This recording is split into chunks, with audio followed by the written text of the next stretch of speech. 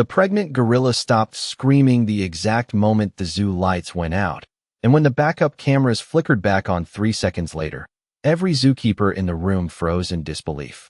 Kira had been in labor for nearly 4 hours inside the primate care wing at Brookhaven Wildlife Park just outside Columbus, Ohio, and by midnight the entire veterinary staff was exhausted. Rain hammered against the glass skylights above the enclosure, while emergency lights cast strange red reflections across the concrete floor.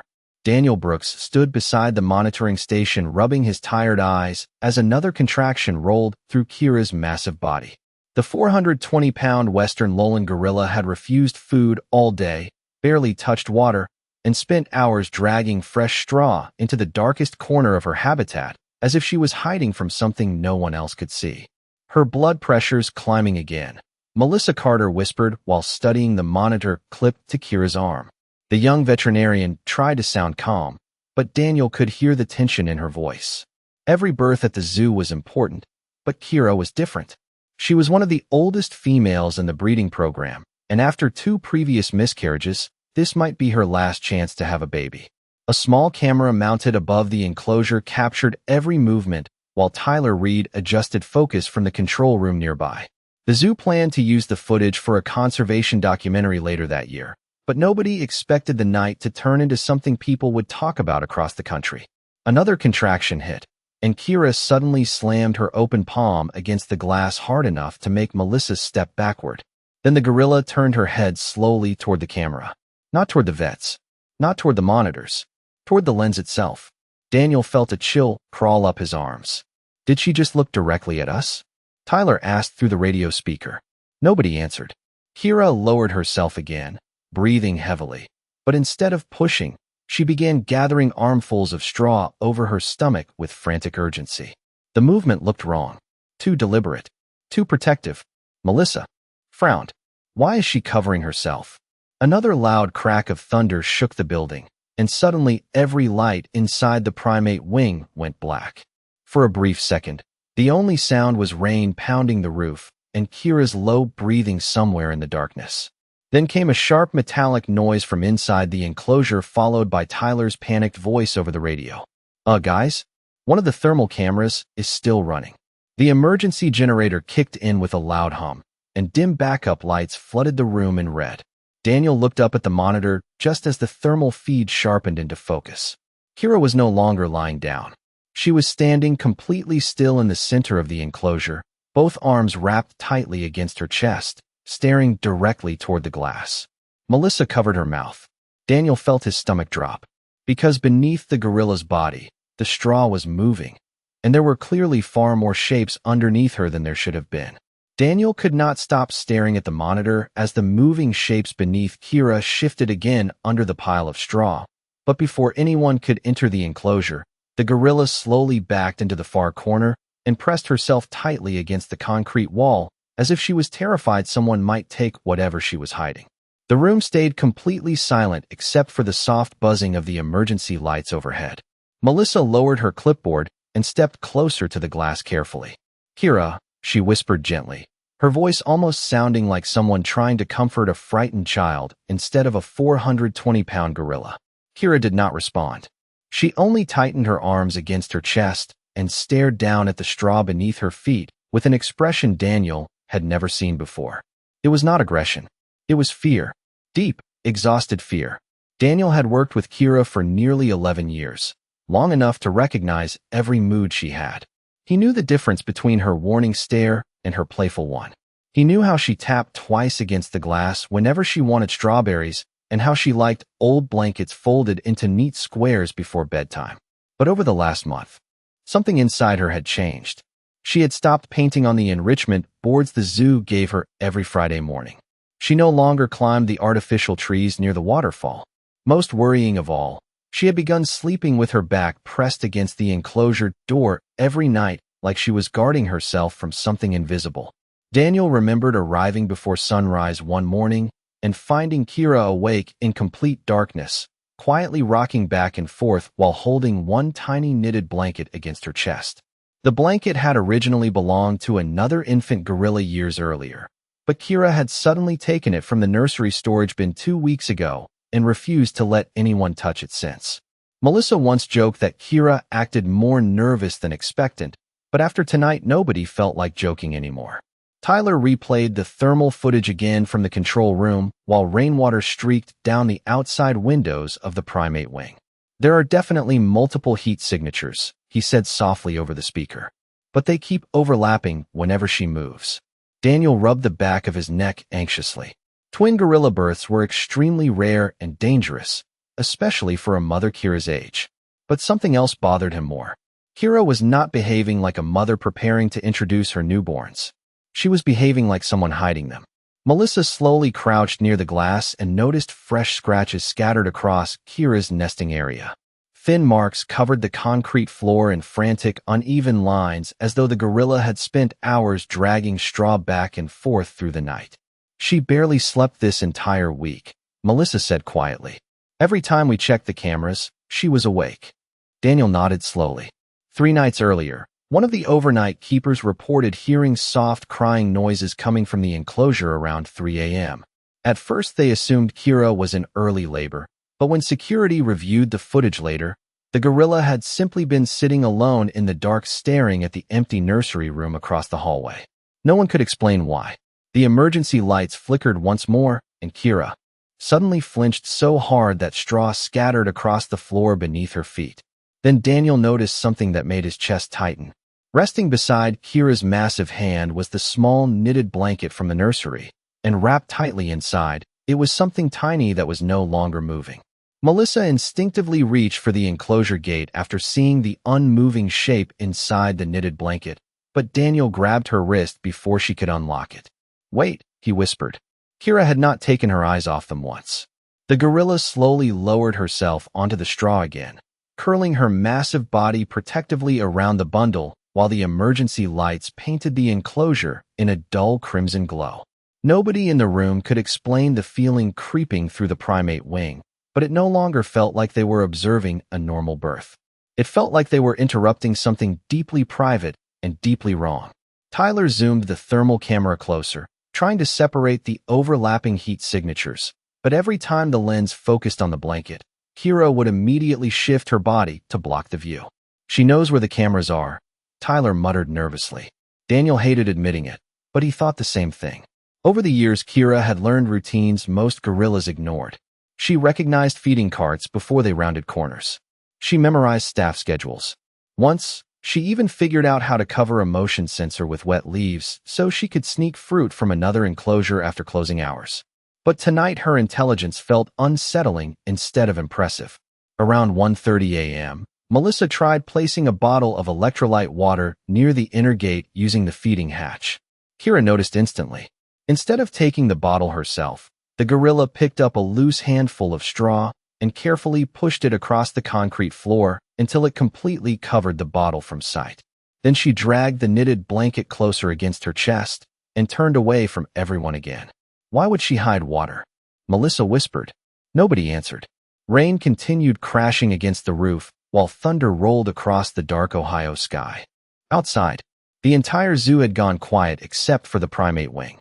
Even the nearby chimpanzees had stopped making noise hours earlier, as if they sensed something unusual happening behind the reinforced glass. Daniel glanced toward the nursery room across the hallway and suddenly remembered another strange incident from 2 days before labor started. Kira had spent nearly 40 minutes stacking toys, blankets, and empty feeding bowls directly against the glass wall facing the nursery. At the time, the keepers thought she was nesting. Now Daniel was not so sure. Tyler suddenly paused the footage and leaned toward his monitor. "Guys, look at this." He replayed a clip from 10 minutes earlier. Kira had briefly adjusted the straw near her legs, exposing the knitted blanket for less than 2 seconds. Melissa's face lost color immediately. Tiny fingerprints covered the outside fabric. Not one set. Multiple. The room fell silent again. "That is impossible," Melissa breathed. Twin births were already rare enough. But the prints did not look the same size. One appeared noticeably smaller than the others. Before anyone could speak again, Kira suddenly stood up so violently that straw scattered across the enclosure floor. She let out a deep warning bark unlike anything Daniel had heard from her before. Not angry, not defensive, terrified. The gorilla rushed toward the viewing glass with the blanket pressed tightly against her chest, then stopped inches away from Melissa. For one horrifying second, everyone thought she might slam against the barrier. Instead, Kira slowly lowered one massive hand onto the concrete and began tracing shaky circles against the floor with her finger over and over again while staring directly into Melissa's eyes. Melissa swallowed hard. "Daniel," she whispered weakly. "That is the exact same motion mothers use in the nursery training videos when they are trying to wake an unresponsive infant." Melissa could not stop staring at Kira's trembling finger tracing circles across the concrete floor while the gorilla held the blanket tightly against her chest like a terrified mother refusing to let go of her child. The motion was painfully familiar to every veterinarian in the room. It was taught during emergency primate care training as a stimulation technique used when a newborn failed to respond after birth. Daniel felt his throat tighten. Kira was not acting aggressive. She was trying to wake something up. But before anyone could process what that meant, the primate wing doors burst open and Zoo Director Richard Hayes stormed inside wearing a rain-soaked jacket and carrying a flashlight. "Why have we not sedated her yet?" he demanded immediately. Melissa hesitated. "We are still assessing the situation." Richard glanced toward the monitor showing the thermal feed and his expression darkened. "Assessing? She has been in distress for hours. We have unstable power, possible multiple infants, and an exhausted mother showing signs of panic behavior." Daniel stepped forward quickly. "Kira is trying to communicate." Richard gave him a cold look. "Daniel, this is not the time for emotional attachment." The words hit harder than Daniel expected. He had spent over a decade caring for Kira, but to Richard this was now a liability issue. A dangerous situation. Something to control before it became a disaster. Melissa quietly explained the unusual behavior and the extra heat signatures under the straw, but Richard's concern only grew worse. If one infant is unresponsive, she may become unpredictable when staff enter the enclosure, he said firmly. Maternal stress in gorillas can escalate without warning. Daniel looked back toward Kira. The gorilla had retreated to the darkest part of the enclosure again, clutching the blanket so tightly that her knuckles looked pale beneath the emergency lights. She was rocking slowly now, not from aggression but exhaustion. Every few seconds, she pressed the side of her face against the tiny bundle as though listening for something. Daniel remembered another female gorilla years earlier who lost an infant during birth. The mother had become withdrawn for weeks afterward, refusing food and hiding from the other gorillas. But Kira's behavior felt different. Desperate. Protective. As if she believed someone was about to take something away from her. Tyler suddenly replayed another piece of thermal footage on the monitor. During a brief moment when Kira shifted position, a second tiny shape could be seen moving weakly beneath her arm while the blanket remained completely still. Melissa inhaled sharply. "One baby is alive," she whispered. "But the other?" She could not finish the sentence. Richard folded his arms immediately. "That confirms it. We cannot allow her to remain in psychological distress around a deceased infant. We separate them now before she harms the surviving newborn by accident." Daniel stared at him in disbelief. "You think she is dangerous because she will not let go?" Richard's voice hardened. "I think she is exhausted, confused, and unstable after a traumatic birth. If the living infant does not receive immediate medical evaluation, we could lose both." The room fell silent again. Deep down, Melissa understood Richard's reasoning. Zoo protocol required intervention if a newborn appeared at risk. But something about Kira's behavior still felt heartbreakingly wrong to Daniel. She was not refusing help out of aggression. She looked terrified of losing her babies entirely, as if she no longer trusted the humans around her. Kira suddenly let out a low, broken whimper from the corner of the enclosure and carefully tucked the blanket farther beneath her body the moment she saw Melissa preparing the medical kit. Then Daniel noticed the worst part. The gorilla was no longer looking at the vets with fear. She was looking at them with betrayal. Richard turned toward the security officer near the door and spoke the words Daniel had been dreading all night. "Prepare the tranquilizer team. We are taking the infants out immediately." The moment Richard ordered the tranquilizer team to prepare, the atmosphere inside the primate wing changed completely. Melissa slowly zipped open the emergency medical bag while two security staff members wheeled a sedation cart toward the enclosure doors. Daniel felt sick watching Kira retreat farther into the shadows with the blanket hidden beneath her body. The gorilla was breathing heavily now, each exhausted breath fogging the lower corner of the viewing glass. She looked less like a dangerous animal and more like a terrified mother cornered with nowhere left to run. "Please," Daniel said quietly, trying one last time to reason with Richard. "Give her another hour." But Richard shook his head immediately. "If that infant is still alive, every minute matters." Melissa wanted to agree with him. Professionally, he was right. Yet something deep inside her kept replaying the image of Kira tracing circles against the concrete floor. The behavior was too specific, too intentional. A confused or unstable mother would lash out, panic, or abandon the newborn entirely. Kira had done the opposite. She had hidden them, protected them, almost like she knew something the humans did not. While the tranquilizer rifle was being assembled across the room, Melissa walked quietly toward the observation desk to gather Kira's medical history files. She needed dosage records before sedation could begin.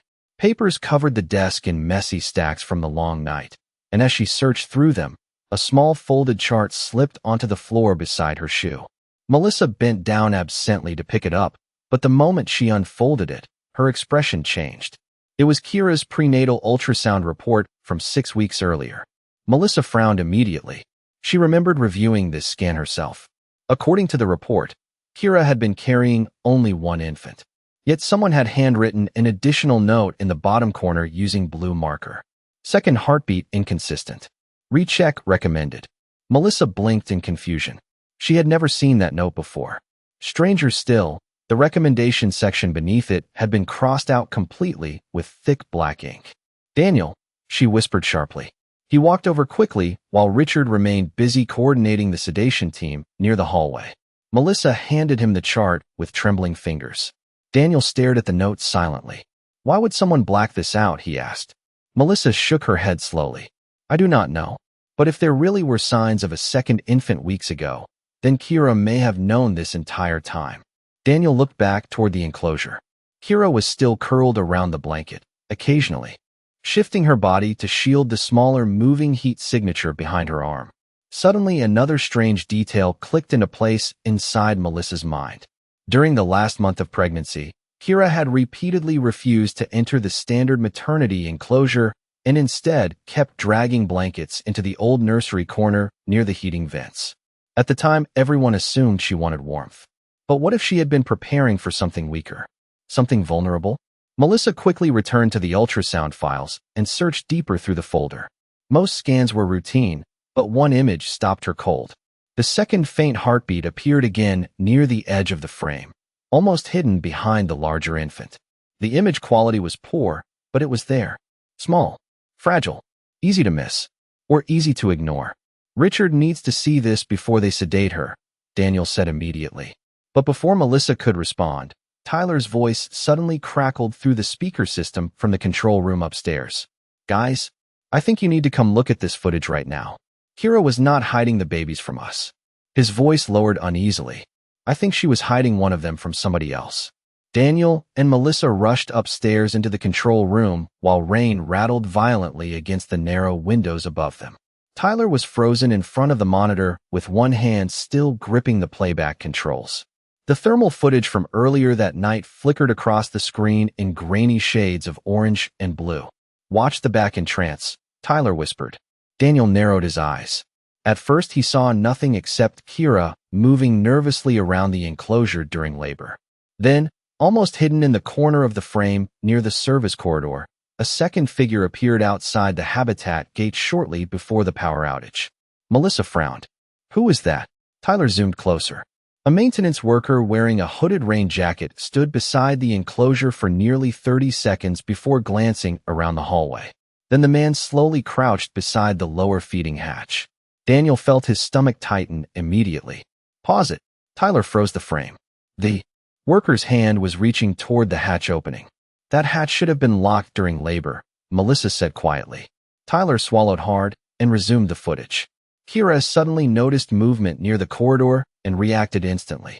Not aggressively, strategically. The gorilla abandoned the center nesting area and rushed to the far side of the enclosure, dragging straw, blankets, and the newborns away from the feeding hatch before positioning herself between the babies and the corridor door. "Oh my God," Melissa whispered. The room fell silent again as the footage continued. The hooded figure lingered outside another few seconds before quickly walking away moments before the entire wing lost power. Daniel's heartbeat pounded in his ears. Everything Kira had done suddenly looked different now. She had not been hiding the infants from the veterinarians. She had been moving them away from the hatch, away from the hallway, away from someone she no longer trusted. Tyler rewound the clip frame by frame. As the figure turned to leave, the overhead emergency light briefly illuminated the side of his jacket. Daniel immediately recognized the zoo maintenance logo stitched onto the sleeve. "That is from the overnight contractor team," he said sharply. Melissa looked confused. Why would maintenance be near a secured primate berth? Nobody answered because another realization hit Daniel all at once. 2 weeks earlier, one of the security cameras near the nursery storage room malfunctioned during the night shift. A box of infant heating pads had disappeared afterward, but everyone assumed it had been misplaced during renovations. Then Melissa suddenly gasped softly while studying another paused frame. Zoom in on Kira's hand. Tyler enlarged the image carefully.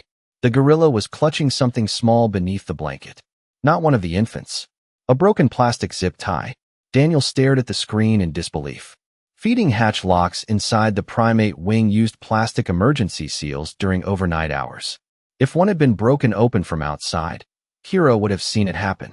The terror in her behavior finally made horrifying sense. She thought someone was trying to take her babies. Melissa slowly sank into the chair beside the monitor, visibly shaken. "That is why she kept covering the hatch with straw," she whispered. "That is why she stayed awake every night." Daniel suddenly remembered Kira dragging objects against the nursery glass for days before labor began. She had not been nesting. She had been barricading.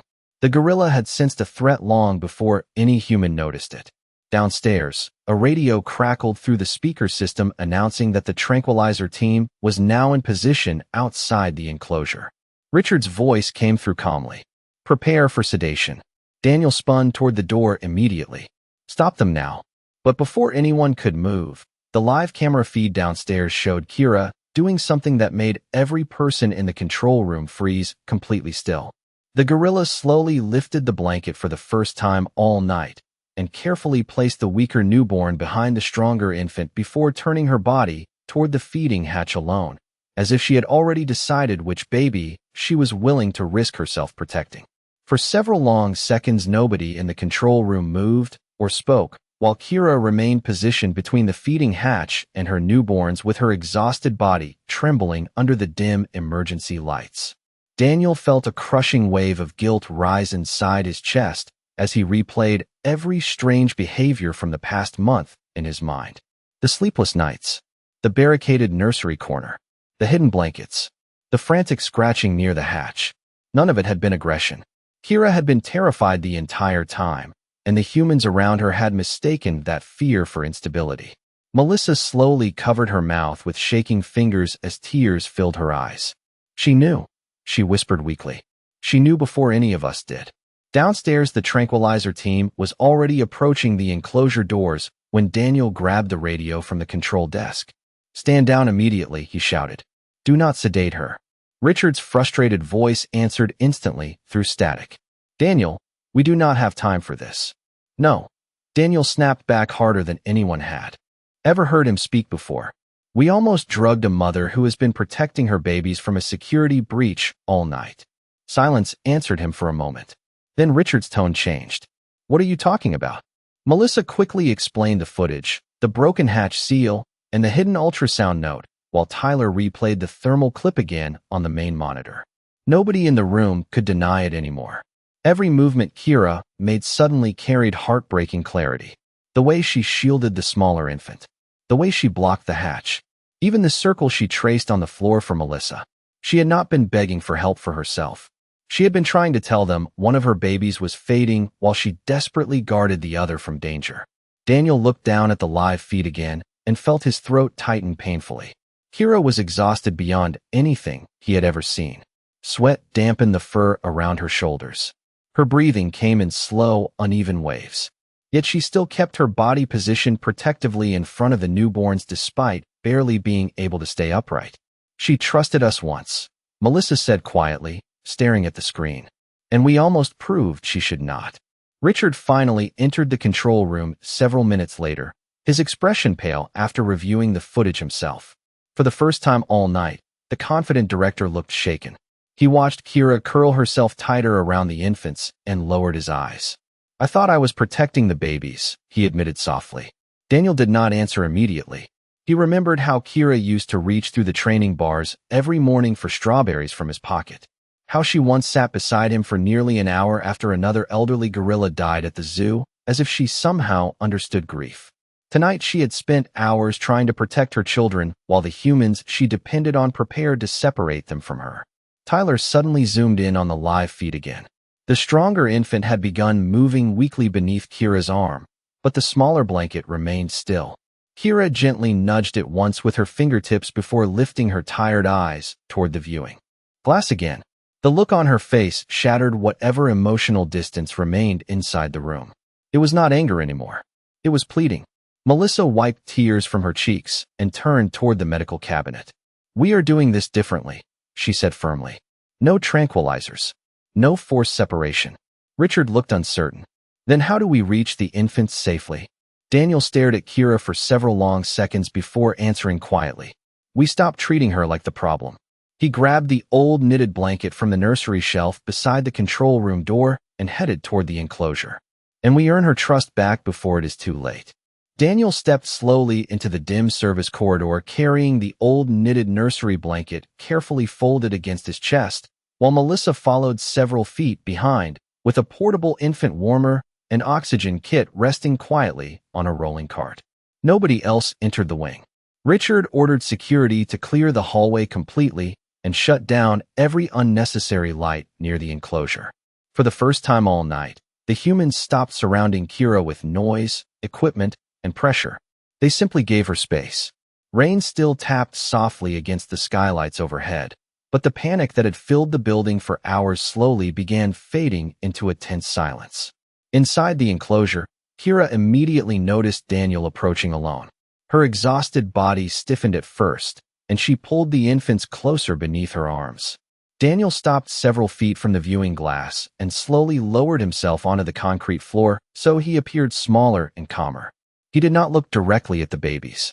Instead, he quietly unfolded the old knitted blanket she had protected for weeks and placed it beside the glass where she could see it clearly. Kira stared at it without moving. Daniel remembered that blanket from years ago. One of the older gorilla mothers had used it while raising an infant who later transferred to another zoo.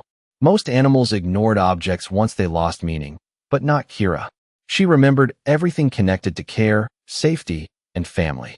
Daniel gently pressed his palm against the glass and spoke softly. "You kept them safe. We understand now." Melissa watched nervously from behind him while the weaker heat signature on the monitor continued fading in and out beside Kira's body. Every second mattered, yet nobody rushed her anymore. The gorilla slowly leaned her head downward until her forehead touched the straw beside the tiny blanket beneath her arm. Then something incredible happened. Kira carefully reached one hand toward the viewing glass and pressed her fingers against the opposite side where Daniel's hand rested. The massive gorilla stayed perfectly still like that for several long seconds. Not trapped, not threatened, simply tired. Daniel felt tears sting his eyes. "She is asking if we are safe again," Melissa whispered. Kira slowly pulled back and looked down toward the smaller infant wrapped beneath the blanket. Her movements became gentler now, less frantic. She carefully adjusted the newborn against the warmth of her chest before glancing once more toward the old nursery blanket lying beside the glass. Daniel understood immediately. He rose carefully and carried the blanket toward the emergency feeding hatch. Every movement was slow and deliberate. No sudden motions. No loud voices. The hatch door opened with a soft metallic click, and for a brief moment, everyone held their breath. Kira watched closely but did not retreat. Daniel carefully slid the blanket inside and stepped back again. The gorilla stared at it silently before doing something none of the staff would ever forget. She gently picked up the old blanket, wrapped it around the smaller infant, and for the first time all night moved away from the shadows and into the warm light near the glass. Melissa quickly positioned the portable warmer beside the hatch opening while Daniel stayed low and calm nearby. Kira lowered herself slowly onto the straw, only inches from them now. Her breathing remained exhausted, but the panic in her eyes was finally gone. The stronger newborn curled safely against her side, while the weaker infant remained wrapped inside the familiar blanket near the warmth Melissa provided through the hatch. Then, after hours of silence and fear, a tiny sound finally broke through the room. A weak newborn cry. Melissa gasped softly and covered her mouth, while Daniel closed his eyes in relief. Kira immediately lowered her face toward the tiny infant and released a deep, gentle rumble that vibrated through the glass like a mother humming to her child. For the first time that entire night, she no longer looked like an animal fighting to survive. She looked like a mother who finally believed her babies were safe. By sunrise, the storm above Brookhaven Wildlife Park had finally passed, and soft morning light began spilling through the high glass panels of the primate wing. The emergency generators had gone quiet hours earlier, replaced by the gentle hum of the restored building and the occasional sleepy chirp of birds waking outside the zoo grounds. Inside the enclosure, Kira rested peacefully against a mound of straw near the viewing glass, with both newborns tucked safely against her chest. The stronger infant slept curled beneath her arm, while the smaller one remained wrapped carefully inside the old knitted nursery blanket that had somehow become the bridge between fear and trust. Melissa sat on the floor outside the enclosure finishing her overnight reports, though several pages remained blank because every time she looked up at Kira, emotion tightened her throat again. Across the room, Tyler quietly edited security footage with the maintenance timestamps highlighted for investigators, while Richard stood silently beside the window for nearly 10 minutes without speaking. The director, who once pushed for immediate sedation, now looked at Kira with something very different in his eyes. Respect. Later that morning, the veterinary board officially suspended all outside overnight contractors until the security breach investigation was complete. The feeding hatch locks were replaced before noon, and Richard personally ordered new maternity protocols requiring continuous behavioral review before emergency intervention in future births. But none of those changes were what people remembered most about that night. It was the footage, not the panic, not the storm, not even the terrifying misunderstanding that almost separated a mother from her babies.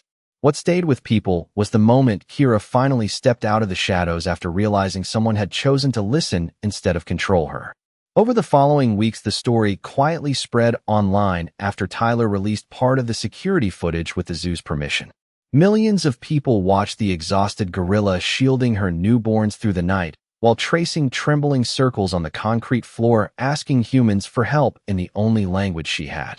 Thousands left comments saying they cried when they saw Kira wrap the weaker infant inside the old nursery blanket. Others admitted they never realized animals could carry fear, caution, memory, and maternal instinct with such heartbreaking awareness. School groups visiting the zoo afterward often stopped longest at Kira's enclosure.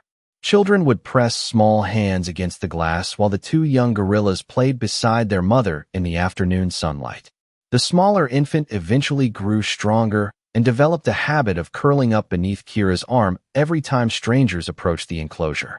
Daniel always noticed that Kira relaxed more whenever he carried the old knitted blanket during feedings.